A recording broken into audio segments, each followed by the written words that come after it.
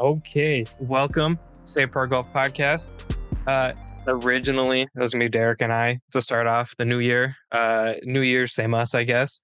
Derek's not here, which Clayton, obviously, you're not super familiar with the show. Derek's hit or miss. At this point, we have a pretty big group chat with people in it and stuff like that. It tends to be how group chats work, I guess. Everybody views Derek as the co-host, where I am kind of the one on all these different side missions and everything, which is kind of weird.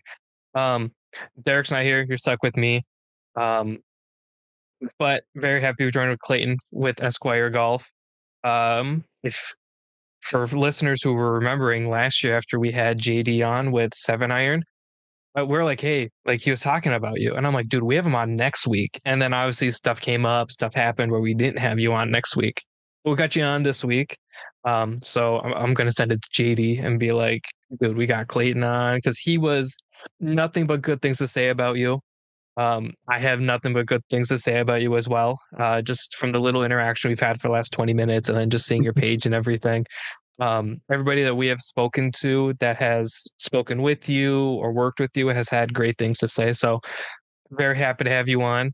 But we have Clayton with Esquire. I'm excited to learn about what Esquire Golf is because it seems very, I don't want to say broad in a negative way, but you do a lot. And a lot of hmm it is very fun and positive. And then we'll teach you, I will teach you a little bit about what we're doing with Save Par and Save Par podcast because we're a little bit of everything as well. Um, but do you mind introducing yourself and kind of telling everybody about what Esquire Golf is and what you're trying to do in the golf world? Yeah, so I'm Clayton Gelfand. I run Esquire Golf, and a little bit about how Esquire Golf came to be. It really started when I was living in Chicago about a year and a half ago. I picked up golf, and I think I was just like bored. I just wanted something to do to be competitive again. I played college baseball, and I missed that competitive feeling. I missed challenging myself, and I wanted to do it in with a sport. And I think it was like pickleball or golf. And I'm like, my friends play golf. I can travel anywhere and play golf, and I can do it for the rest of my life. Golf, it is. So I started going to the range all the time at Harborside, which is just outside Chicago, and Diversity, which is downtown, and started playing. And I was horrible, but I found myself spending way too much money at the range. And I was like, you know what? I see people doing content, maybe I could try this out and it could turn into a more affordable way for me to play golf because I have a very obsessive personality. And like, if I'm not good at something, I will do it as much as I can to try to get good. And it can be very expensive. So I started Esquire Golf. And I think at the beginning, I really didn't know what it was going to be or what I wanted it to be. But I remember watching Ray from Golf Projects, and I loved what he did. I loved how he brought a business marketing mind to golf and golf brands and the way he spoke about them, the way he brought awareness to them. And I realized like there are so many creators who do on-course stuff. There's not a lot that focus on off-course things like apparel and fashion and brands and storytelling in that manner.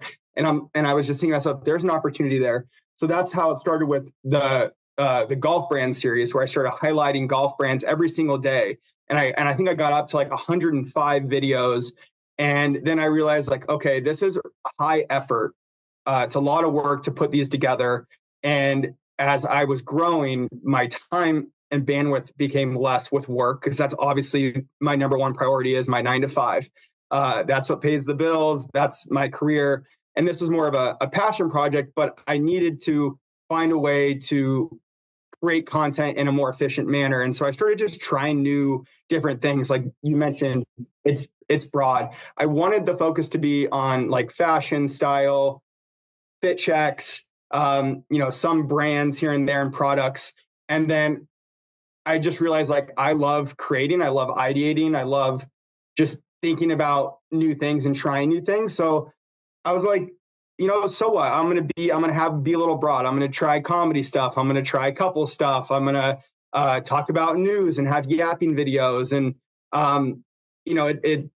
it's kind of random at times. And I think that's like now my like persona is just like a content creator. I'm not necessarily a fashion, but if we go back to the name Esquire, the reason I went with Esquire Golf instead of just like Clayton Golfs or whatever was Duke. I'm an attorney, so Esquire is it's like uh, it's a term for attorney, and then Esquire magazine is kind of synonymous with fashion. So I'm like, Mm. Esquire Golf represents me as an attorney. And if I'm going to focus, my core is going to be around fashion style, then it makes sense. And that's how Esquire came to be. But it's really just like grown into whatever I want to be. I think if I just did the same thing over and over and over again, I would get burnt out. I would get bored, and I would lose the purpose of why I kind of started creating content anyways, which is to be creative and try new things and learn more about social media marketing and become an expert in it through doing. And so that's why I test a lot of different content formats, a lot of different ideas, because I'm just constantly trying to learn. And I think that's what it comes down to. And I do it in a way that I hope is entertaining or informational or valuable to the my followers and people who view my content. And I hope I can create a different perspective for people who view golf a very certain way. Like, I don't get me wrong, like I love wearing a polo and khakis and looking good, but I also like being myself and being casual and while still upholding the values and traditions of the game of golf. And I think there's a big new wave of people out there that resonate with that. And it's my way, I think, of growing the game, my small piece of the puzzle, my contribution to that. And I think at the end of the day, what I hope people take away is that golf isn't, what a golfer is and looks like doesn't fit in a box anymore. It can be whatever you want it to be, as long as you respect, the game, the course, the people who work there, the other people who are playing. And I think, I hope that's what people take from it. And if people do that, then I think I am positively contributing to the game of golf and the future of golf. It's long-winded, but that's my answer. No, and that's what I love about you and Raymond. We've had Raymond on in the past, and we still chit chat every now and then. Um, what you two are doing for golf is so drastically different than what a lot of other people are doing. Raymond does a great job where he's like, hey, these 5 brands, these are what they're dropping this week. And I'm like, oh, that's cool. Like, I'd never really heard of Metalwoods before Raymond was talking about it, because I get really overwhelmed with everything on our social media, because it's like, God, there's so many companies. I'm always trying to find somebody new to have on and, stuff like that. It's a whole thing. I go down rabbit holes all the time. But what drew me to you and Raymond's page is it's overwhelmingly positive. And obviously what you do is you have those negative comments, you flip it, you make the videos. It's fun. It's lighthearted. Raymond's a little bit different. He's a little bit more fashionable, and I mean, super nice guy. Very fashionable man too. Good Lord. I And always he's feel a very little, smart. he is, He's the very way smart and he, knows the way brand. he He knows the carries brand. himself and the way he carries himself is very, like, not cocky, but you're like, oh, he knows what he's talking about. And I really like that in people. Um, but I like that you said golfers don't look a certain way anymore, right? Like, beard, long hair. I get all sorts of weird looks when we pull up to, like, Derek and I are lucky enough to play in the 3M Media Day event the last couple of years. I get crazy looks because I pull up looking like this, and Derek, a little bit more clean cut. The amount of looks I get is ridiculous, and the amount of looks that we've from like guests we've had on, like, we're very lucky to work with a lot of Latino brands and stuff like that, and they're always like, yeah, whenever we pull up to the range, people are like what are they doing? Like, oh, you've never seen a Mexican guy play golf before, blah, blah, blah. And they're like, yeah, we get all sorts of weird looks. And it's the same thing for, some of these black owned companies and, people getting into golf, right? Like, I could cut my hair. I could give myself a sweet mustache. I can't pull it off quite like you can, though. So kudos. But it's like, why conform? Why not be yourself in golf? And I think that's the cool part about golf in 2025. I mean, even from a couple years ago, is we're seeing it be more expressive, more personal, but we're also seeing more stories being told with these companies. And I think that is one of the coolest things that we're seeing really evolve in golf and evolve on social media, where now there's stories being told, heritages, vice versa. Everything I think now has meaning to people. And the brands that don't tell that story, don't have that meaning, like we were talking about earlier, are the brands that people don't really equate to or want to work with anymore. And I think that's really interesting as well. Yeah, and I'll also say the one thing I think is cool about golf that's really unique is it's like whenever I post something like wearing a fit that's different, you get a lot of people that will comment like there's a reason there are dress codes. There, the PGA Tour has a dress code. Like that's how you should look and that's how you should be. But it's golf is the only sport that amateurs can play and make a hobby out of it and do it for the rest of their life. And they're amateurs. They're not pros. Like I can't go to play pickup baseball or pickup football. And like, yes, they have uniforms that they have to wear. But golf is that one sport where a majority of people that play are amateurs. And they shouldn't hold us to the standards of a professional tour player or the standards of golf's inception, which, was very uppity, high class, sophisticated, wealthy. A lot has changed since then. And I think what bugs me the most is people assume that if you don't look the part, right, quote unquote, then you're a bad golfer. You don't respect the game. You don't have etiquette. When in reality, I completely disagree. But I also see people in Peter Millar wearing khakis who look the part, who don't rake bunkers, who don't fix ball marks, who don't replace their divots. And it's like, you can't really say that just because I want to wear camo pants that I am bad for the game of golf, or I play slow, or I'm horrible. I'm a 130 handicap. And I think that's the part that makes me so frustrated and holds the game back from growing even more, is because of those unwarranted stereotypes about certain people, or like you are poor if you don't dress like this. And it's like, where do you even get that? Where do you come off? And I think it's changing, but it's slower than I would like. But change takes time. It's It is what slowly it is. changing. And that has to do with, if you look at people saying those negative comments, it's never people our age, right? It's always people way older who started playing golf when it was very, I don't want to say elitist, but it was very like, wow, you have to have money to play golf. And a lot of those people are the ones who leave those comments, right?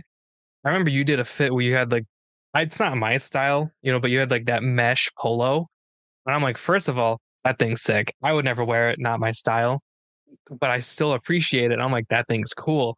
The comments under that were either exactly what I said, where man, that is super cool, or it's what the fuck is that?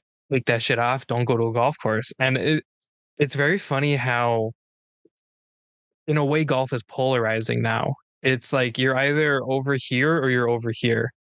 And part of that is like you're either live or PGA, right? Now we're seeing it where it's like, man, you're either like very classic or you're very new school.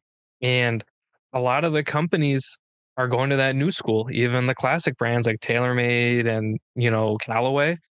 TaylorMade has a Red Bull collaboration. Like, what in the world? Brands are trying to, there isn't. Look at what Malbon's done. They have I'm, changed the way people perceive fashion on and off the course. I was unsure the impact signing Jason Day would have, but if anything, what it has done, it's shown that the Malbon type of style can be worn at the best clubs, the best courses in the world, and done so in a classy, respectful style. And I think that they have impacted the game more. Like when we look back 20, 30 years from now, we're going to look at Malbon really changing the way people see it and opening the doors for people who don't want to wear the traditional look and more fitted pants with a polo and tucked in. And you're starting to see like really the only people upholding dress codes now are country clubs. Most public courses are becoming way more lenient because most people would rather go play golf casually. Like, I don't know about you, but it's much more comfortable playing in a t-shirt and some comfortable sweats than a belt and a tucked in type polo. And so for those courses to keep growing and getting business, you have to kind of open your doors to the new wave of golfers coming in. You got to fill the tee sheet. You got to get people to the range. And I think that's helping too, helping change the way people look at what golfers can be and what they are, which is great. It's great for the game now and in the future. Well, and the last round of golf I played, obviously we live in Minnesota. Today we had a high of like 19, I think, and the real field was like 10. So like my last round I played was in October, which I was like, God, I've never played in October before. This is weird. I played in a hoodie, and it's like it's cold out. It's kind of rainy. I'm like, I'm not gonna get all like, I'm not gonna put a polo on. I'm not. No one's gonna see it. It's cold. I'm gonna wear this hoodie, and I'm gonna put on like I actually like golf pants because like they're water resistant. At least some of them are, anyways. That's what I appreciate about them. But it's like I'm not gonna like tuck anything in. It's cold, and we're playing a course in the middle of nowhere. Like, what's the point? But then, like, if you look at a lot of stuff we post in the summer where it's Derek and I playing holes, we're in running shorts and t-shirts. Like, sorry, but like that's what it is. Like my bag, loud. Like it's black, clear, and pink. There's nothing subtle about it. My clubs, pink. There's nothing subtle about it. And I like I'm sure the old timers are like, wow, what the hell is he doing? I'm having fun, right? I am going outside. I'm being active. I am paying the same prices everybody else does, but I guarantee you we're having more fun. And to me, that's what golf should be. It should be fun. It should be inviting. Um, and I love seeing it become more and more fun and inviting and not so manly anymore. I love seeing the women get involved. I love seeing kids getting excited about it because it's like, I can't imagine being a kid and wanting to play golf. And now I'm hearing stories about, young kids, 5, 6, 7, 8, and I go play golf. And I'm like, that sounds cool. I don't know if I want kids. I'm not at that stage in life. Like you're talking about your begging everything for your future kids. Uh, Congrats on the engagement. I'm nowhere near that. So like, it is what it is. But like, I know people with kids, and they're like, yeah, like my son got me into golf, and I'm like, how old's your son? Thinking he's like my age. No, the son's like 10, and I'm like, that's cool. That is the future, and that's why I think golf has a bright future. Well, because I think I contribute this to golf fashion, but golf is becoming cool. Yeah. It's like, look at all of the most famous athletes in the world. What do they do in the off season? Steph Curry created his own, was it golf league to represent underrepresented minorities. I think he has a line in Under Armour too for golf stuff. I think he has his own line. And it's like people like him and brands like Malbon and students and Quiet, they're showing kids that golf is cool and golf is fun. And I'm glad that is happening because, some people say golf was dying before the pandemic. Maybe not. But I think golf is now seeing a surge in new consumers because they see themselves in what is being represented in style or the people who are playing the game. You don't have to be good. You don't have to look a certain way. It's about having fun. It's about experiencing nature in the most majestic way possible. It's about traveling the country and the world, going to see new courses with the most beautiful views of city landscapes or oceans or lakes and rivers and ponds. And it's bringing them in. It's like there really truly is. Like, I played baseball growing up. I played in college, but there is really nothing like golf in the respect of the places you can go, the people you can meet, the experiences you can have. It's such a special sport. And I'm glad that more people are seeing it that way. And I think it is because of this change in how people look and what type of people are represented on the course. And that makes me happy, right? Like, look, I've been in the game not very long, and I'm sure some people are upset and, they don't like this new wave of golf. But in the short time I have been in this industry or in this sport, I've come to love it simply because of the places I go and the people I've gotten to meet. Now, some of my best friends I've met on a golf course, like randomly got paired up with them or met through social media. And the one thing that connects us is our passion for the game. And that's special. Yeah. You could love football, but like, are you and your buddies going to go out on a Sunday and go play flat, like maybe on Thanksgiving? But golf's special that way. Like, you can go out any day of the week. You can go play with your buddies. You can go play by yourself. You can go see new places and experience new things. And I think that's a gift that golf gives that no other sport can do. So. And, you're not going to go travel across the country to play pickup football. No. like obviously I'm in Minnesota, Derek's in Minnesota. I think the most scenic and fun course that we were like in awe of was we traveled to play Half Moon Bay. We played the ocean course. And I'm not a morning person in the slightest. Like, you can ask people who played with us. I was pissed that we had an 8 a.m. tee time. And for the record, the Airbnb was in San Jose. So we had like an hour drive.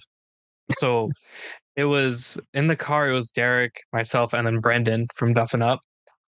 I gave Brendan like the death glare. I'm like, do not talk to me until I've had a Red Bull and a nap. Like, pissed. So I took a nap on the way there, ate a breakfast burrito and had an Irish coffee and was pretty set for the rest of the day. But as soon as we turned into that course and saw the ocean and the Ritz-Carlton and just kind of everything about it, I was like, okay, this is worth it. And you're not going to get that with other sports unless you're like playing all over the country and you're just super good.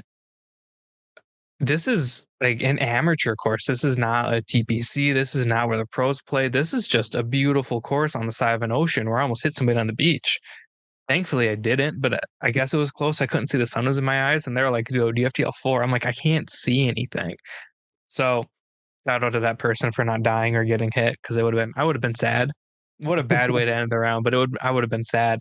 And you look at the courses and everybody oogles and ogles over them. You don't go to football and go, wow, that Jet Stadium is beautiful. You know what I mean? Like, nobody cares. It's the same thing like with hockey. Every hockey arena looks the same.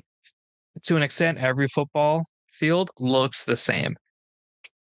Baseball gets a little bit different. I think Target Field is beautiful, but I'm a big fan of Busch Stadium and Oracle, and you know what I mean? That they get a pass. That's a little bit different. But like, I can't go play on Target Field, right? I can go play on TPC Sawgrass if I want to pay the money. I can go play wherever other than like the country clubs that are going to look at me and go, absolutely not, no way. But they're not for me anyways.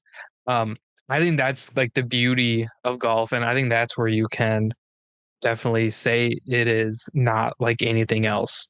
Because there's one major every year that everyone's like, man, I'd give my left nut to play on that course, and we all know what it is without even saying what it is. Yeah, straight up. And I think the beauty of golf, like you said, is there are these country clubs and these high end courses, but there's a course and there's a place for everybody in every state in every country. It's the memories you take away from those 5 hours you're out there with your buddies. You'll never forget those memories and experiences. Like, I had a coworker today. He knows that I do golf content. And he was stoked. He's leaving to Florida tomorrow on a 5-day golf trip, playing 5 courses with all of his best friends. And he was stoked to tell me about it. He's not going to rant and rave if he's going to a Lions game. It's a big something special about traveling with your best buds, playing the game of golf, having some brewskis, just enjoying these beautiful new places, playing a fun game. Like you said, you can't go play on the baseball fields or the pro stadiums or the football stadiums or the basketball arenas, but you can literally walk and play on the same grass that the best players in golf play on, and it's Mhm. special. Just like you said, Augusta National, we all would die to play that, and the Or greatest of the great have played there. And yeah, obviously, it's probably like corner from me. I can go play that whenever I want, or the Champions Course, and it's like I can go play it tomorrow, and I get to go a whole 16 with the whole setup there, and like you're gonna be telling your friends that you're gonna be taking videos for it, and it's a special moment, and that's why people have bucket list courses, and they have they take souvenirs and pencils and scorecards, and because they're memories, every little knickknack represents something special in their golf. I think that this is what makes golf so unique compared to any other sport out there. And I'm lucky and fortunate and honored that I picked the game up and am where I am in the industry within just a year and a half. Like I truly feel honored because I get to see all these other people who know way more than me that get to teach me about these amazing courses and these amazing places. And it's so cool to see how passionate people are about this. Like I'm a Niner fan. We have season tickets. I love the bang Niners, bang, baby. but there's just something so special. Yeah, bang bang, Niner gang. There's just something so special about the sport of golf that it's hard to describe and it's hard to put into words. Uh, like I played Monterey Peninsula Country Club. One of someone I met through the golf industry got me on there, and it was like, so, sometimes I'm so bad at golf, I'm just like, when's the round over? And other, but this time was like, it didn't even matter how bad of golf I played. I was in awe the entire time from hole 1 to hole 18. And when they said, "Oh, we're on 18," I'm like, when? Like, how did we even get here? Because it was just such a special place that is like breathtaking, and you're just playing a game in the middle of it. Like, how cool? It's just I hope other people who are skeptical about the game of golf, who think it's boring or not fun, like I did, take the time to actually try learning it and play it. And trust me, it will be the best decision you ever make, and you will Mhm. not regret doing it. So a fun So, little Easter egg, like this is my bedroom, right? Like we have all my cameras. I'm a big Twins fan, so I got all my stuff. Obviously, you see the skull thing. My mom and I went to that game, and I think it's really cool. Above my desk, nobody can see it because of how it's all positioned. There's a picture. Well, a close friend of mine actually shoots for the Niners, and he's like a credential photographer. He only shoots film, so it's all black and white film right above my desk, and it's signed by him, and it's one of like my prized possessions at this point. It's a picture of Debo, and I grew up like I love the Niners just like you. I love Navarro Bowman and Patrick Willis and all that. hard to see, but I got my Debo card right here. Sits on my desk. If I could reach my Rookie picture, patch card. oh nice. If I could Yeah, reach I my think picture, I would, but I'll have to send you his account because he takes just unreal pictures of the Niners on the sidelines. He does beautiful work. Daniel Alvarez, he's been on the pod before. I call him my camera dad. He got me hooked on Leicas, which is a very expensive hobby to get hooked on, unfortunately. I don't know if you're familiar with how cameras work. Them bitches are expensive.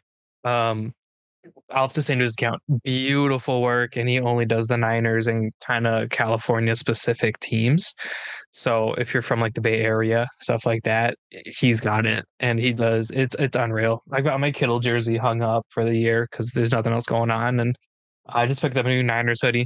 Nothing else going on, unfortunately. But when half the team's on the injured list, that kind of what happens.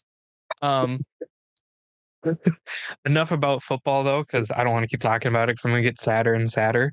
Um, a little what Derek and I are doing with podcast. I don't quite remember how Zapar started. I'll leave that for Derek to talk about in the next episode we do. Um, what we are trying to do is give creators, companies, people. Right at the end of the day, behind every creator, they're a person. Behind every company, it's a person.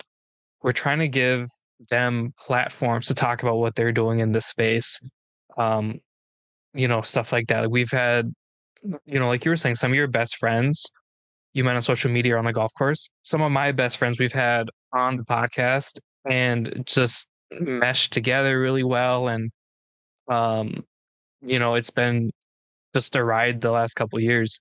So, how this all started for the new listeners and for you, Clayton, Derek and I are playing golf and we're wrapping up, and he goes, "Hey, I have an idea." And I'm like, "This is a scary conversation right now. Like, what kind of idea?" And he goes, "You talk a lot." I said, "I sure do." Like, where are we going with this? And he goes, "You're very opinionated." I said, "I sure am. I'll die on that hill." And he goes, "Start a podcast." I was like, "That is dumb." And I packed my bag up and drove away. And then COVID hit. I'm like, "Do you just want to do that podcast?" And he was like, "Yeah." And I'm like, "Cool. Let me get the page name on Instagram so nobody else can steal it." Blah blah blah. Hooked up this mic. I love this mic. Still use it to this day. It's still the OG mic. Not the same laptop. Obviously, that's been upgraded, but um, and that started in 2020 or 2021. We started around the Masters weekend. That's kind of how we know kind of the anniversary of everything is when the Masters come on. Um, and now here we are. We've done your episode 158, which is ridiculous. And, like you were saying, you didn't quite know where you were going with your page. We had no idea. If you go back and listen to the first couple episodes, it's drastically different. We didn't have any guests. We didn't know what we were doing. Basically, what we were doing was talking about events and then picking who we think will win, like dark horse, favorite, who we want to win, stuff like that. And then all of a sudden, we had people being like, "Hey, can we come on?" My first guess was OB Golf Co., which if you, I don't know if you know who they are. It's Shay and Shane. Funny enough, spelled almost the same way. Um, they're out of one of them's in Sacramento. I don't remember where the other one is, but um, they've been on like two or three times, and we love both of them to pieces. They were our first guests, and now we have sponsors and all this other stuff, and it's been one of those rides where it's like you can't replicate it because we decided to grow organically versus try to go the like boom or bust route. Like a lot of these companies, like, yeah, I got to figure out what's going to hit so I can blow up in like 3 days. We sat down and we were like, I don't want to blow up in 3 days. That sounds scary, because then all of a sudden your life changes overnight. I'm like, I'd rather do this organically, have the DMs open, have these meaningful conversations like you and I have been having. I don't really feel like you can do that when you blow up right away because there have been a lot of companies that have been like, oh, you don't have enough followers for us to come on. And I'm like, You're never coming on now. Okay, bye." And of course, I'm too nice to be like, "Oh, I'll put them on blast." I've only put one guy on blast, and it's because he was just a dick to me. Um, Listen to the Roger Steele episode, and Roger pulls it out of me. Um, I'm just too nice to be like, "Oh man, they said no to us because of our follower count," and like that's the worst way to do things. Also, the issue with Derek not being here is I'll ramble on and on and on. So I do apologize. Um, but that is kind of the backstory of the podcast. Now we're just kind of like, hey, who do we think is having a lot of fun in the golf industry or in the golf world, and who do we see being a positive impact, changing the way golf is looked at, and stuff like that. And that is why you're here. We feel like you are making a positive impact on golf, on social media, with the way you hold yourself, the way you portray yourself. And now, like the way your fiance, soon to be wife, congrats again. Thank you. I just followed her. I didn't realize I sometimes I'm in my own little bubble. I didn't realize that she had her own page. That's Yeah. on me. I just followed her today. And I love that she's doing it like you're doing, but for women Yeah. and couples. Yeah. Yeah. Yeah. I love that she got into it. I actually encouraged her to do it. I started before her. And now she actually recently passed me in followers, but it's been so fun. And I think the coolest part is that we are try our best, even in like skit type of content, to be completely 100% authentically ourselves. Mhm. And like you said, the organic way is the best way because that's the best way to build a community and build relationships. And we've done that through just consistent posting every single day for more than a year.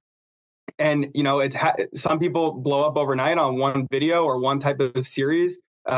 Shout out Sonny from Group Chat Golf. Like his Mhm. page blew up overnight because his videos are hilarious. Bev Boys blew up overnight, and there's something to that, and that would be awesome. But at the same time, I've been fortunate that it's been like a slow. I've grown, and I think a lot of people would say that it's been fast. But when you put in the time and effort that we have, it feels sort of slow. Mhm. But I think it's a blessing in disguise because you've been able to appreciate it. And it doesn't just happen where like you can't even reflect on the process and the journey uh, of what it took to get to that point. And I think we have. And I literally am friends with people who are following me when I had 1,000 followers. And I'm so grateful for those people that stick around, still comment on my stuff. And I will not forget those people. I will always remember their names. I probably follow most of them. But when you blow up, it's hard to get to establish those relationships. Um, and I'm sure those people will be followers until I'm done with content, if that Mhm. ever happens. I just enjoy being creative too much. I don't know if that will ever happen, even if I'm 40 or 50 years old, still doing skits with Nicole. I mean, it's a fun creative outlet, and we're grateful for the journey. It's been a grind. I think a lot of people don't understand. I mean, you get it from a podcast standpoint, how time consuming and how much effort it actually takes to get a podcast up and running, to edit the episodes, get the episodes loaded on different platforms, set the guests and the schedule, and set aside time. Um, Especially if you're going to school, you have a full-time, you have a job. Same with us. Um, it's like having two full-time jobs, and you just have to. Not a lot of free time because it all goes to the golf content. Um, and honestly, sometimes we look at each other and we're like, we're exhausted, but I don't think we would trade the last year and a half for anything. It's been a very special time, from being like never playing golf to, I guess, being, I don't even like being relatively known in the golf industry on social media. Like it's pretty cool. And like I said, like I feel honored to be a part of it. And I'm grateful for people like you who recognize the effort and appreciate the type of content. And I just hope that it keeps going the way it is, and I keep building relationships, and I keep meeting people and keep golfing with people that follow me. And because that's what it's all about at the end of the day, that's what golf is. It's bringing people together, sharing unique experiences, and creating memories that will last a lifetime. Yeah, no, and I couldn't say it any better. And I do want to touch on it isn't it's so hard to grow a golf podcast because there's so many and people only listen to like the big ones, right? Like everyone's like, "Oh, you're not gonna be foreplay." I've met the foreplay guys. I don't want to be like foreplay. I want to be something entirely different. And people who have met me outside the podcast, or even like some of the listeners that have met me, because there are a handful. We had a couple kids run up to us at the 3M Open, like, "Oh my God, you're Derek and Dominic." And I'm like, "How the heck?" And then I realized, oh, I look like this. I stick out. That meant the world to me. And funny enough, we have Caden coming on next week. And he was one of the kids that were like, "Hey, we see you're out there. Maybe we'll run into you." Blah blah. Ran into us again. I was like, "Dude, find me. We'll talk. We'll do whatever." That meant the world to me. Are we the biggest podcast ever? Absolutely not. Do we have the most followers? No. Does every follower mean more to me than if I blew up overnight? Absolutely. Um, and I think that's what makes what we're doing a little bit different than what everybody else is doing. Podcasting's hard. Like you said, there's a lot of time and effort. Generally, we do this in Derek's apartment, and then I drive home, and that's like half hour, 40 minutes. So we're already recording late. I now have to drive another half hour, 45 minutes home. I then have to make reels for the following week and then get it all edited and then post it. And it's a lot. And it's something that I can't really walk Derek through because it's a little bit complicated. So I just do it. And I'm like, dude, I'm tired, but I'm like, I gotta do it. It's a grind, but some people enjoy the grind. And that's usually the mentality I try to have is somebody else would love to be doing this and I get to do this. And I think that kind of creates an appreciation for it.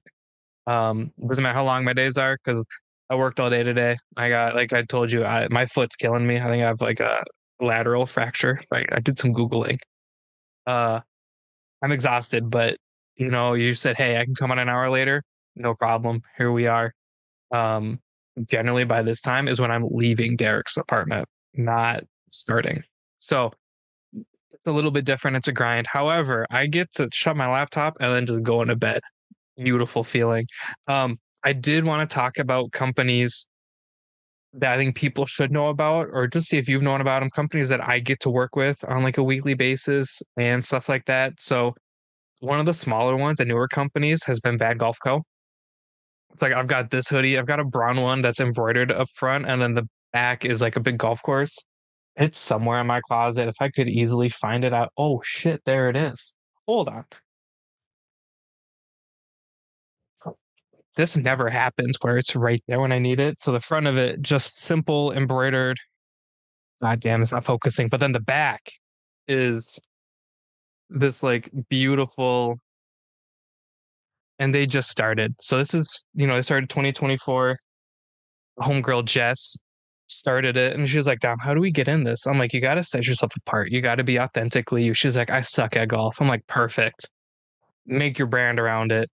And I think she's doing a great job.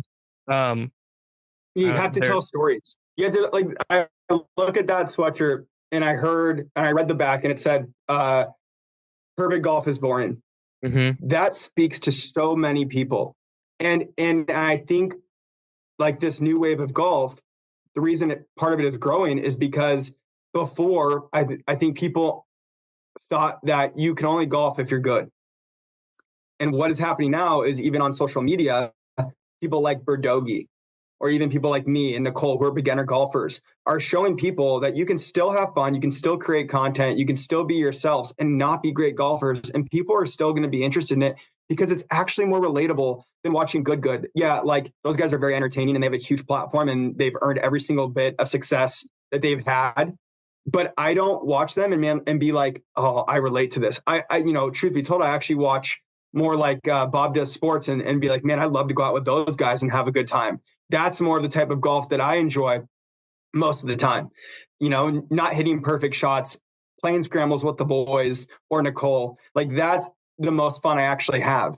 And when you can tell a story about that experience, there's a lot of people like me who are actually going to relate to that and want to represent that brand than a TaylorMade or a Callaway or even a Nike and Adidas, because to a lot of people that represents the best of golf when a lot of us don't feel like we fit that mold. So brands that can tell that story, it's very relatable to a lot of us. So I mean, this hoodie even says, it's hard because it's backwards. It says we're all bad here.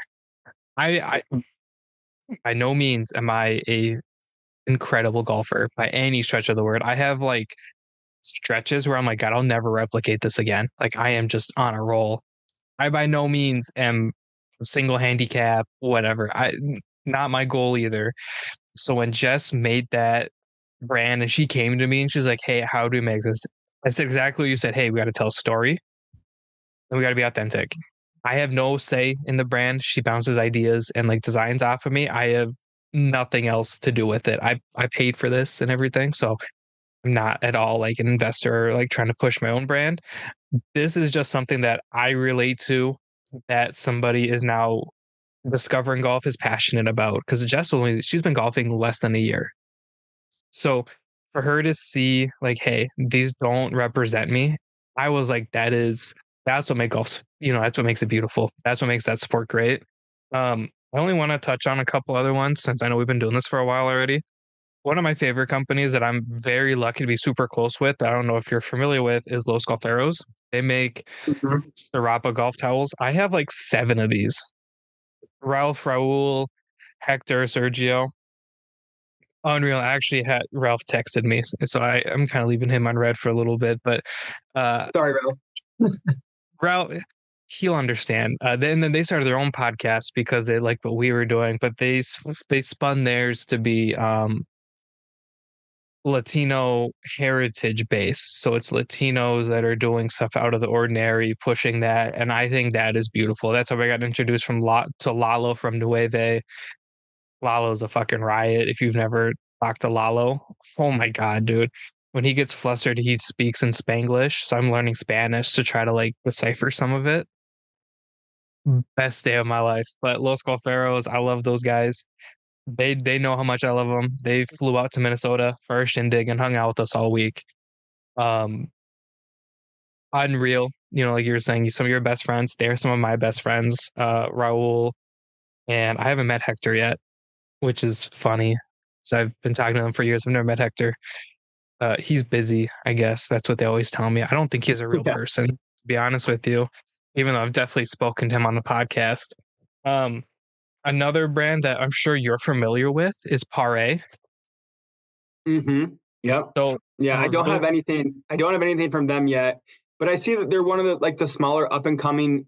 He's very seems like well connected in the fashion space and doing stuff a little bit different with his style and twist on what he thinks golf apparel should be and look like. And I really do admire that type of brand building and what he's doing. Hopefully, one day soon I can get my hands on some of that stuff. But I I've seen a can. lot of people I follow and admire wear it. So good Oh, for him dude, to. I'll throw in a word with Maddie. We may or may not be doing a collab with them this year, starting it, because how perfect is Save Pare?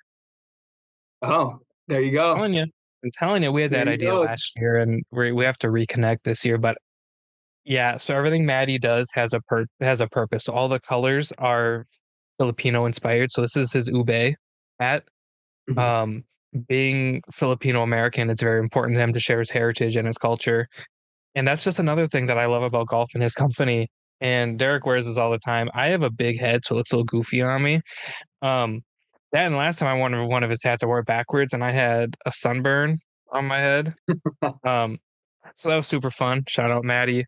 And then another one we recently had on is Campo Golf. He is out of California. He is newer. So Campo means field. I didn't know that. He taught that to me. It's Spanish. I'm learning Spanish. I have like almost a 50-day Duolingo streak, so I'm learning. Um, That's impressive. it's dude, it's the most. It's I've never been like consistent with things. It's the most consistent I've been to anything, mainly because the little bird gets mad at you, and that makes me sad. So I don't want the little bird to get mad at me. Campo means field, and he named it Campo because he believes golf should be for everybody, just like fields are for everybody. And you play golf in a field essentially. And I thought that was beautiful. So there's all these really cool and upcoming brands. That's why I wanted to highlight just a few. Obviously, like we're super tight with the dudes from Four Bros. Everybody knows who Four Bros is at this point out of Arizona. Yep. We don't know Yep. who, yeah, like John and Trevor. Taco's the mayor of the shindig now. It's a whole thing with them. Um, I love Four Bros, and obviously I can go on and on and on about these great brands that we've gotten to work with, but I wanted to highlight those few just because I feel like they should be bigger. And like you said, Maddie is up and coming in a really cool space. And I think Campo Golf is kind of the next big thing if he stays consistent. I'm blanking on his name and I feel so bad. Like I feel Hey, terrible. it happens, and anyone that ever forgets names, I never hold a grudge to, unless you've met them 150 times or you're best friends with them. But it's life, and no one should take offense to it. It is what it is. People are busy. I Other feel things so take bad. priority. I feel so bad. We can block this out. We can edit this out, and then you can say his Vincente. name. And Vincente. That's what it is. Because I always want to say Vincent, but I'm like, I know it's not Vincent. It's Vincente. Vicente. There it is. Super cool, dude. There's a lot of these really cool Latino brands that we Buena love Gente. to talk to. What was that? Have you heard of Buena Gente? Oh, we've had John on. I am very familiar with John. John. John is a gem. Yeah. Love John. Luis, who's working with John. Love what they're doing. That's storytelling at its finest, especially through visuals. The logos Yes. are amazing. The The fact that designs are the fact that the amazing. hands and the They're rings are unique. based off of like his uncle, and I'm like, genius. I feel like if we could bottle up John's charisma, he could power a city. He's one of the most And like genuine people I've met, for sure. I John, we still have great conversations where I was like, guys, I really appreciate you because I need to get. He came out with this all black hoodie where it looks like it's the fingers outlined in like a felt. I need that hoodie and I'm gonna buy it. Once we end here, I'm gonna order it because I want to show John a little bit of support. Um, Amazing. What a pull out of the hat that you just did. Because, yes, we love Buena Gente. He comes up on the pods more often than I think he knows, which is wild that we still talk about Buena Gente. I also love talking about it because, like you said, he's very genuine, very authentic. Um, I think he's just a great human at the end of the day. And have you never met anybody who does not like John? Yeah, John's an amazing guy. He's super genuine. He's energetic. It's contagious. And he is a living, breathing representation of exactly what he wants his brand to be. And I know I think he's doing this full time now. And I fully believe that this is a brand that every Latino golfer and non-Latino golfer will know of and want to wear. I am not Latino by any stretch of the imagination. I might know a few words of Spanish, but I am proud to wear my Buena Gente tee. What is the bean shirt? Oh, Yes. Goya, Goya beans. Goya bean Yes. shirt. I can't even tell you how many comments and questions I get about where I got that shirt. Creativity. It represents Latin American heritage, and in every single piece he puts out, has a story. Yes. Whether it's personal or about Latino culture, and that's hard to do. You know, we see so many brands these days just selling patterned polos and with no story behind it. They just think that there's an easy way to make money, to grow a brand. But at the end of the day, that is so saturated. The only way to grow, I think, in the current day of age in golf is through storytelling and finding your niche and doubling down on it. So like, do I think Buena Gente is where it will be? Not even close. No, but it will get to where I think it deserves to be. I think he's one of those brands that I look at and go, he could legitimately have his ceiling be the moon. Like his charisma, his storytelling, his designs, like you can have all the charisma, all the storytelling, but if your designs don't replicate the story you're telling, it's hard to do. And what he has done is I feel like it, he himself is a visual and physical representation of Buena Gente. The shirts don't have John's face on it. If it did, I'd still buy it because I love John. But what he's been able to do through the Goya beans, through the hands, through the rings, through all these things and tell a story is it's honestly beautiful. And like you said, you only know a few words in Spanish. My favorite word is manzana, which is apples. So there, I don't know if you knew that one or not, but atacha manzana means apples. Um, we always joke that I have been embraced by the Latino community more than any other white dude ever, to the point where they call me Miklo. And Miklo is from Blood In, Blood Out. Miklo is the white dude in the Mexican gang. That's me. And I get to work with all these companies and talk to all these companies, and it has been the highlight of my last couple of years is learning about their heritage and their community and stuff like that. So I feel like in a lot of ways I've earned it, but I also didn't go into it thinking, man, I'm going to be an adopted Mexican or Latino or, whatever. I'm probably like the whitest dude from Minnesota, right? Like there's nothing Latino in here. I did my 23andMe. It's all like Finnish. It's all over there. So to be embraced by a community that first of all, to be embraced by the golf community is amazing. And you're feeling it and you're kind of understanding it. To be embraced by a community that I have no real link to other than loving the food and the people is awesome. So Buena Gente is great. Another one is like Tacos at the Turn. I love Nelson. Nelson and I, Yeah. we have like a love-hate relationship. I love him. I think at times I piss him off, which I think is super fun for me. I have like a water bottle here that's full of stickers from companies that I'm kind of referring back to. A small one that goes missing all the time. My bag of stickers. Oh, dude, I've got a bin. I've started buying water bottles just to put things on water bottles. It's bad. One of my favorite ones that disappears all the time because he's a Marine and he goes and gets deployed and everything is Back Blast Golf. It's from Luke. He's out of SoCal. I can't remember where, but every logo that he puts out on his shirt, on his stickers, on whatever, he gets tattooed on him. Okay, that's crazy. I got So he tattoos, but I'm not getting I'm not getting stickers tattooed on me. so every logo or like sticker, every design he's made, he has on his body. So when we met up, I'm like looking at him, and first of all, I'm like, damn, he's big and ripped and has a killer mustache and made Patty the Baddie look small. That's weird. And then he plays golf and hits the ball just 2 miles. It's crazy. But then you look at your leg at his legs and you're like, that's on your shirt. He's like, yeah, bro, if I design it, I get it tattooed. I'm like, that is crazy. And I love you so much more now. That's commitment. So so there's all these companies out there that people I don't say they need to know about them, but they should. And that's where people like you, Raymond, Derek, and I don't feel like it's our job to like educate people because ultimately they're only going to listen to what they want to listen to, right? But we get to have them on, in my case, and tell their story and stuff like that. So what I wanted to ask you, and so I didn't put you on the spot, I asked you earlier.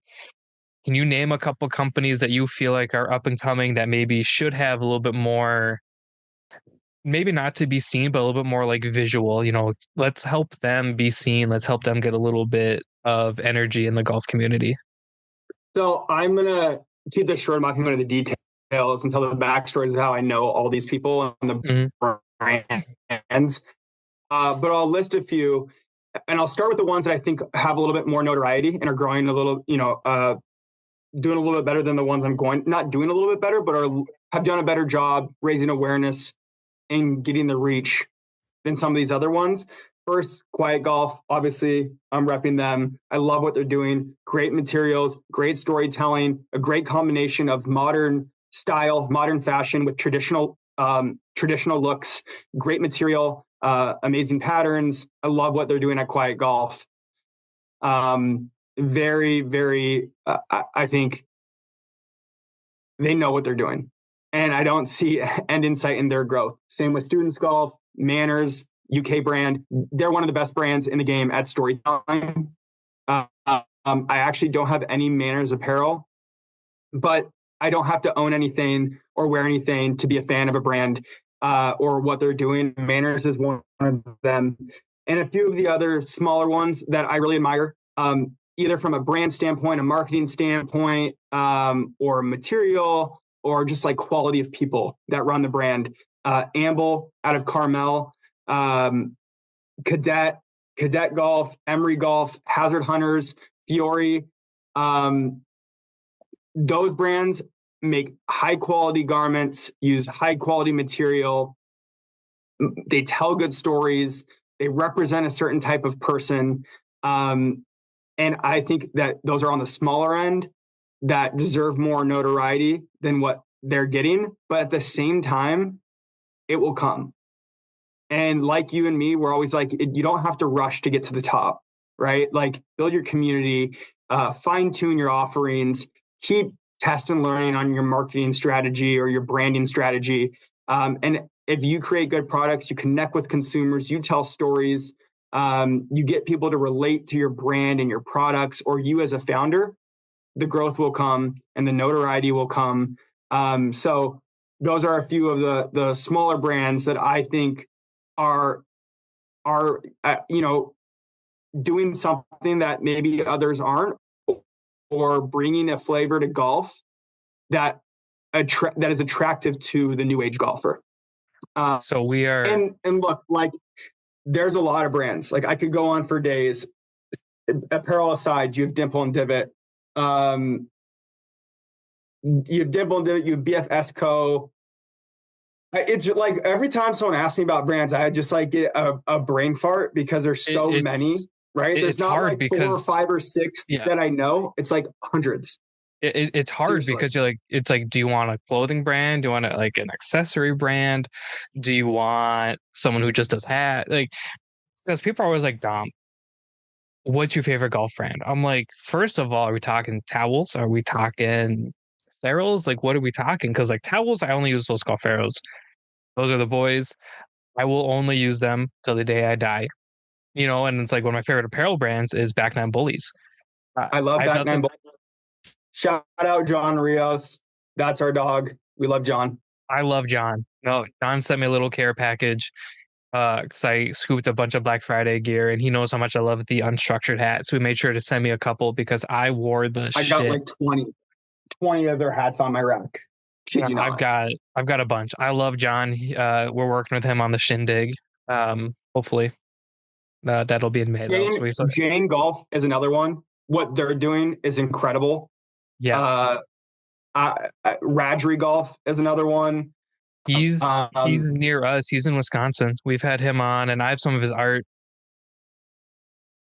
He's super talented. Like honestly, it's funny. I thought I was a creative person. Then you meet some of these founders and you see what they do and their abilities, and you're like, holy shit. Like they're creative on a completely different level and a completely different scale. That's so respectable and commendable. Building a brand is really hard, and doing it in like in a very strategic, purposeful, intentional way is even harder. And doing it every single day, following that strategy and keeping that perception is hard. So for those brands that do a really good job of that, like super admirable. I would love to pick all of those founders' brains for days on end because there's so much you can learn from them and the way they think about brand strategy, marketing, design. I really, really respect all of those guys, all of those founders that you just mentioned. And like I'm in a completely different boat as a creator. I wish I was in their shoes on the other end, but it's a completely different commitment. It's a completely different knowledge base. Mm-hmm. The issues they deal with are completely different than the ones that I deal with. So really, really respect those guys and all the effort that they put in to grow the game of golf Yeah. in a way that represents them and the way they see the game. And that's why Cadet Golf started, is these two founders who've been in the apparel industry for a long time. They were like, we don't see stuff that represents who we want to be on a golf course, and I love, like, I wear their shorts all the time, and love their polos. And it's like, it's a risk to enter an industry and create a brand. So when you do it the right way, very purposeful, you have my full respect. 100%. Well, when you said Fiore, I was like, damn, I love Tony. I haven't talked to Tony in a little bit, so I should hit him up. But like the tan head cover, fuck, I can't never point it out. That one, that's a Fiore cover. I love it. It's been in my bag a while. It only got replaced They're because beautiful. They're beautiful. the leather Everything is he great. does, I've everything. got one of his shirts, and he donated some stuff to our last shindig, and we gave it away. And the person who got it was pumped. Like I was like, dude, this was like a while ago, but I was like, dude, how cool would it be to give away one of your like a whole kit from you, but we shoved in one of your Nalgene's. He's like, dude, I love that. So that's exactly what we did. We had the matching hat, shirt, and Nalgene bottle. I rolled it up, threw it in there, and gave it away. And the person who got it was pumped. Funny enough, it was Jess. And I think that kind of kickstarted her creativity. She still uses that water bottle. So whenever I see her with that bottle, I just get excited, and I send a picture of it to Tony every time because I'm like, dude, like that's what it's about, right? Um, right. There's so many cool and fun brands out there that it is truly hard to touch on every single one because in a lot of ways they're all very unique, but in a lot of ways they're all doing the same thing that we're doing, which is growing the game. Yeah. And another one, let me throw a couple out there. I can't think of one. The hat's right here. I'm going to go over and check the hat. But Tilly Golf, they're in your Yes. area. What he's done through storytelling and like being able to share how he views the game of golf through apparel and color schemes and designs, that's really impressive too. I love what he's doing. Give me 1 second. I don't know Yeah. why I can't remember this name, but it deserves to be mentioned.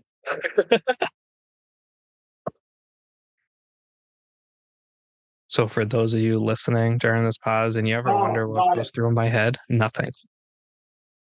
Hold on. You also have Merrill Golf, Brandon, Mm-hmm. LA based, super talented, super stylish guy. He also has golf gallery shop, golf and wine club. Like, really admire what he's doing. Met him last year at the PGA show. And also Rally Golf. I think Rally is super cool brand. Jose Balderas, Texas guy. Really respect him and what he's building and his passion for his brand. Like, if I missed one, and if you're a brand and don't feel offended, like, I'm sorry, there's so many.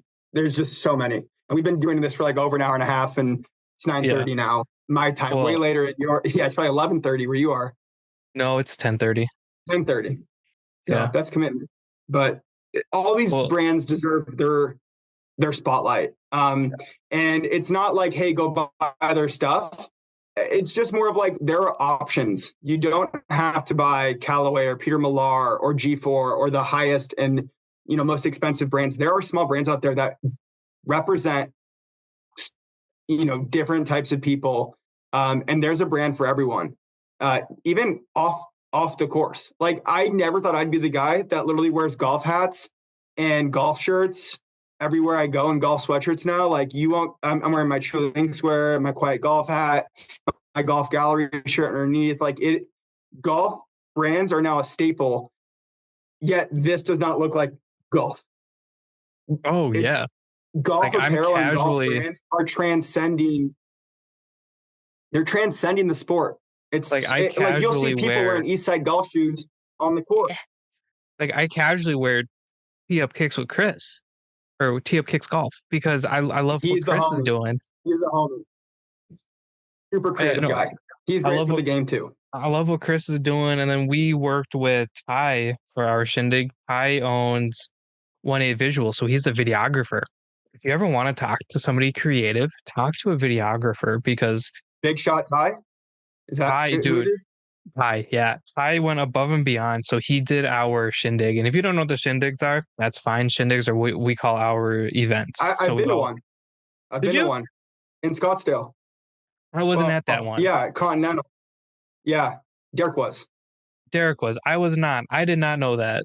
So we have another one in May. If you want to come out to SoCal, hang out with us, you're more than welcome Yeah, to. that's it.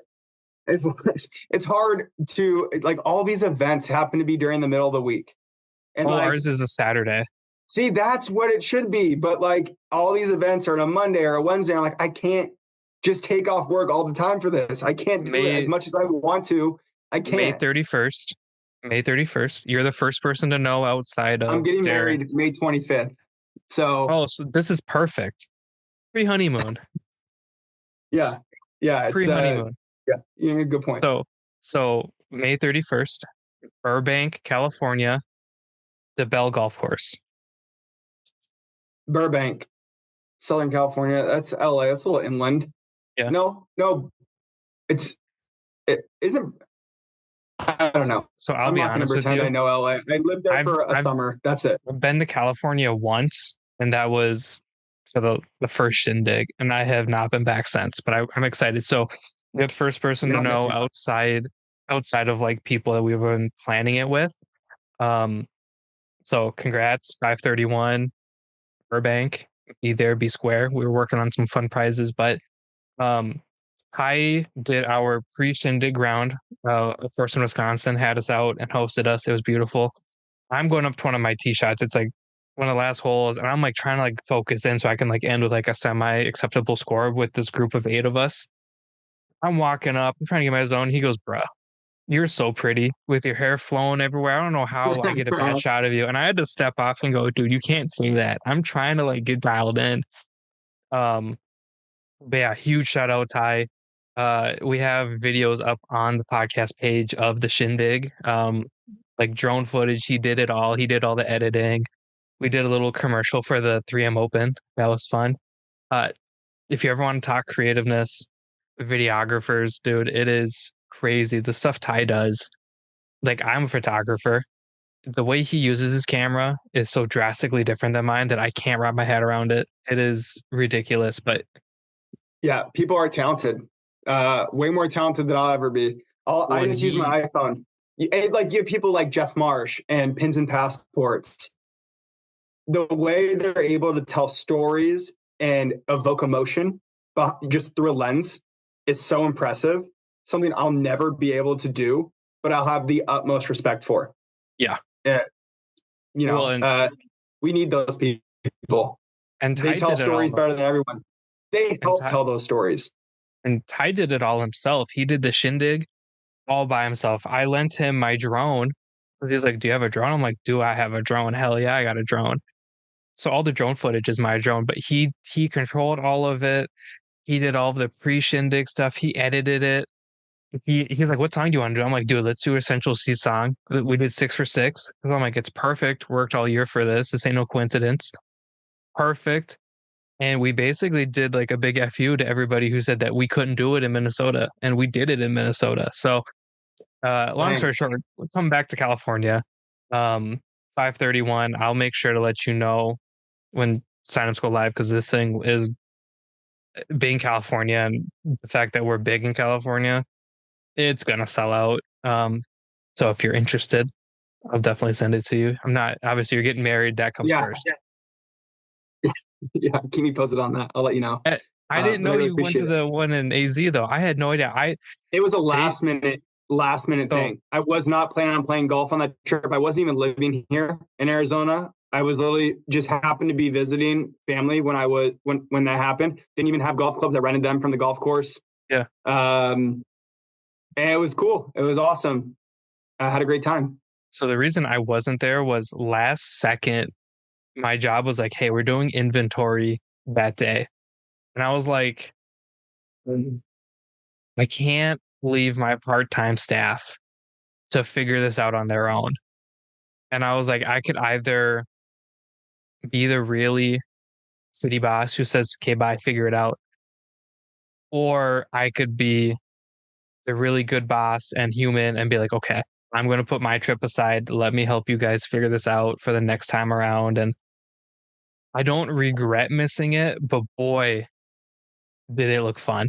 The glow balls were it was one of my ideas. That's why they did it at night. I was like, dude, how cool would a night event be? And Jordan and Derek took that thing and ran. And I was like, oh my God, it looks so great. Um, It's do you hard. have I the have glow oh, balls? there we go. Shot I loaded. so I have one of the first few sleeves of the glow balls. So we sent um ours to a manufacturer and then they remade them. Yeah, These are awesome. I can't wait to they're use these. they're Waste Management great. Open. There's a couple night golf events. I will be rocking these. Oh hell yeah! Make sure you tag Jordan from Odin and then us because that'd be cool to see.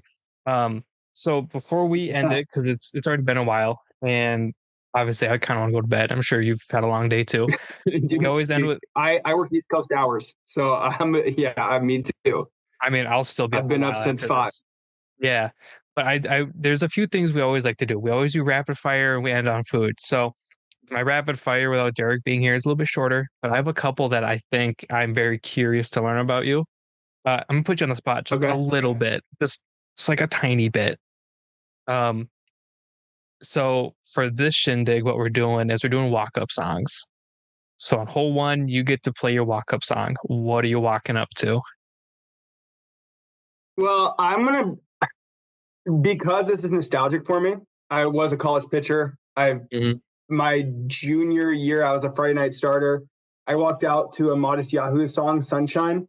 I'd probably pick that song, not because it's my favorite song now, but because it would that kind of take me back to the days of pitching on the mound. Mhm. And I still like remember the whole song. And if it wasn't that song, let me go completely end of the spectrum. Shout out my boy Chris Parker in grad school. He introduced me to First Day Out by T Grizzly. And Okay. I love that song. I can almost rap the entire thing. That song's a banger. I love it. That would get me hyped. If explicit content was allowed, Oh, that's I mean, I that never said is it the song wasn't. that I'd probably go with. I never said it wasn't because chances are Yeah, first day out, T Grizzly. Because chances are I'll hit one of the first tee shots as like the inaugural thing. I'm walking out to Pop Smoke. I don't care. It's either gonna be Dior or it's gonna be a hotel or it's gonna be like a slower one. But I'm walking out to Pop Smoke, like regardless. If not Pop Smoke, I'm gonna throw everybody for a loop. Not say who's coming up, and it's gonna be Pink or like Nicki Minaj gets me pumped. Yeah, and I realized the Ray Sremmurd first album came out 10 years ago, so I've been listening to like Ray Sremmurd again. That's weird. I might come out to throw some Mo. That'd be wild. Oh, you got to go to the shindig to see what I'm Hey, gonna do. you got to pick one. You got to pick one. What's the one? You can't have seven. Oh, I can do it. It's my event. Okay, sure. You can just mix them all. No, we're probably gonna do Dior. Okay. Dior Yeah, by I would do Pop. first day out just because I've already done Sunshine by Modest Yahoo before. First day out would be the song I think for I gotta sure. do. I gotta do That's a Dior. banger. That Dior or Shake the Room would be a good one. Ah, there's too many options. Probably Dior though. Um, Second one is what's your favorite club in your bag? I mean, come on, it's got to be the driver. Oh, I hate my Like driver. maybe I there is as an ex baseball player, there's nothing better than hitting a bomb off the tee. Yeah, And I love my driver. Uh, um, my 7-iron is my trusty iron. So it'd probably be 7-iron and a driver all day long. it's funny because I'm polar opposite, and I played baseball. Like I played, hate my driver. I love my driving iron, which is weird. I have a 2-iron, and I hit that thing all the time. Um, we used to ask if you could play around a golf with only one club, what would it be? My, I would always answer my 60 degree. So I can either blade it and it's going to go 400 yards, or I can hit it soft to get it on the green. Like there's no in between. It's either 400 yards or like 10 yards. So I'm like, that would be perfect. So my favorite clubs are my 60 degree, and then I love my putter. There's videos of us playing with the guys from 10K Takes of me just draining eagle putts in media day. So I love my putter. Um, Kind of my go-to lately. I don't switch it up very often, but this past season I was playing with one of the new Mizuno putters. Unreal. So good. If you've never tried a Mizuno putter, get you one. Because good lord. I'm a lab guy. I love my lab putter. I've been I trying to like get them to my come on Oz. because I love the science. I think if I were to have a lab mentally for me, if the putter's too big, I get freaked out. So that's kind of what Link turned me one. off the lab. But then they came out with the Link one, and that's the one I've been wanting to get my hands on for a while. So sexy. I love my Link. I just replaced it with the Oz because I think the Oz combines the best of the DF3 and the Link into like sort of a mid mallet style with a milled face. I love the way it comes off and I love the control. And I Mm, also love how the Oz, like the Link, has a 0 degree shaft lane where the DF3 has a press pistol grip. That takes some time getting used to. I tend on the DF3 to like kind of put down, right? Where like the Link, I'm more like, like this, where the yep. DF3, I kind of go like that. The Oz is the same way. So I literally I played the other day with 3 friends, Caddy Andy, Sedona, and Andrew De Leon, and I was putting like a madman. And I got everyone there to like, yo, can I try your putter? I need one. I need one. I need one. The Oz. It's magic. Yeah. It can turn a bad putter into a good putter. Because I was a bad putter until I got that. Yeah, Yeah. well, I wouldn't say that because I was pretty money with the Link, but I love the Oz. I've been trying to get them on because I want to learn more about the science behind them, but I want to learn about it from them versus me watching YouTube videos of people explaining it or reading about it. I like to learn stuff directly from the source, and I'm in a position, which is weird to say, that I have that ability with some of this stuff, but I've been working on getting them on. They're a little bit trickier just because of like their timing and everything and stuff like that. But the Link one is the one that I'm definitely interested in. I definitely know people who have the really big ones from them, and they freak me out. Like, yeah, no, they're too big. I'm the same way with, like, the grips. Like, if the putter grip's too fat, I don't like it. I like the Ping pistol grip. That's like my go-to. So I got to replace my Mizuno putter grip with the Ping pistol grip. And I already have it bought, so I just got to do it. Um, a last question we always end on: if we're ever in God, your neck of the woods, it's so Minnesotan to say, but we're gonna roll with it. If we're ever in your neck of the woods, what are we getting for the day in terms of food? Like breakfast, lunch, dinner. Break it down. Where are we going? Okay, so if we were going to breakfast, we're going to JJ's Deli. It's like 15 minutes for me, but it's your like OG Jewish deli. The Ooh, best bagels, the best sandwiches, the best breakfast sandwiches, the best latkes, baked good. I mean, I would go there every morning if I could. It's a staple. Me and Nicole love it. For lunch, oh, this is see, like if you were to ask me this when we were in Chicago, completely different. Food hmm. capital. I love Chicago. I lived in the West Loop, best food in the whole city. Scottsdale's a little bit different. It's a lot more franchisey. JJ's is not. So for lunch, I'm probably going to do something. This isn't super special, but like True Food. True Food Okay. is. I love it's a healthy, but they also just it's just good.